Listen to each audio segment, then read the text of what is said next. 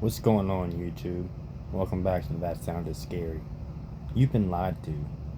For years, we've been told there were only 3 fabled volumes of the Naturam de Monto, a rule of 3 established by unreliable narrators like Father Marcus Littleton.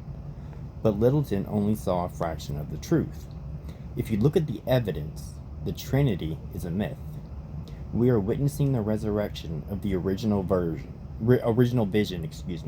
a full-blown hexology of the damned. Back in 1981, the original script for The Evil Dead contained a recording from Professor Noby stating there were actually 6 volumes found in the ruins of Kandar. That idea was sidelined for decades, but with the upcoming release of Evil Dead Burn this July, the franchise is finally completing the 45-year-old blueprint. We are officially on Volume 5. Think about the progression of the Hexology. Volume 1 started the nightmare in 81. Volume 2 took us to the medieval era in Army of Darkness.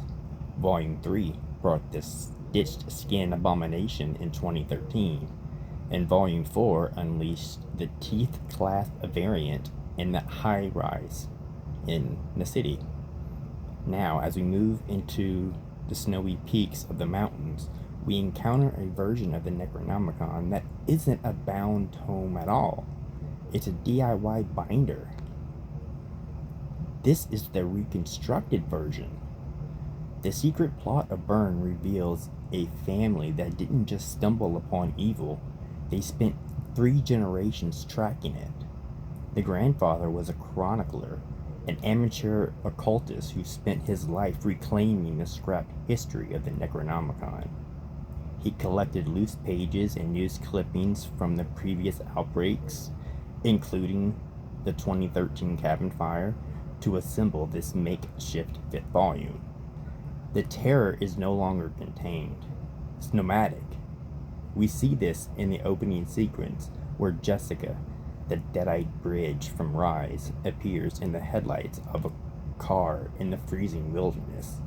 She causes the wreck that leaves a man trapped and burning, which is the little spark for the entire film.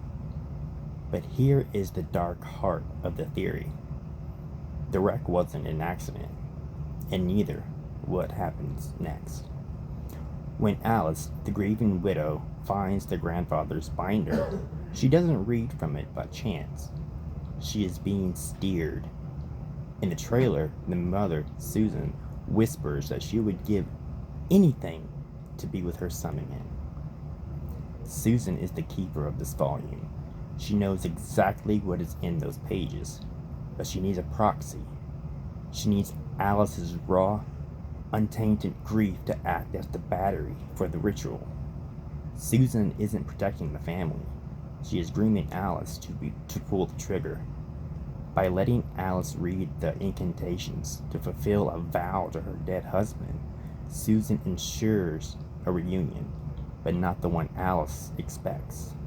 In the Evil Dead universe, you don't get your loved ones back. You get possessed.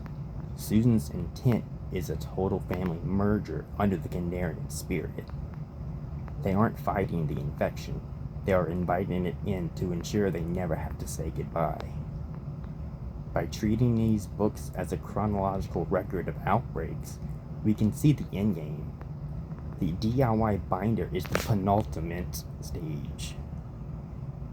Humanity's desperate, calculated attempt to harness the fragments before we reach the final manifestation in Volume 6, Evil Dead Wrath. The evil has left the city.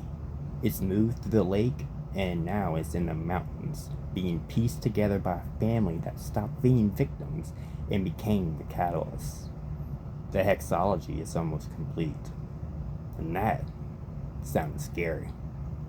Comment down below what y'all think about my theory.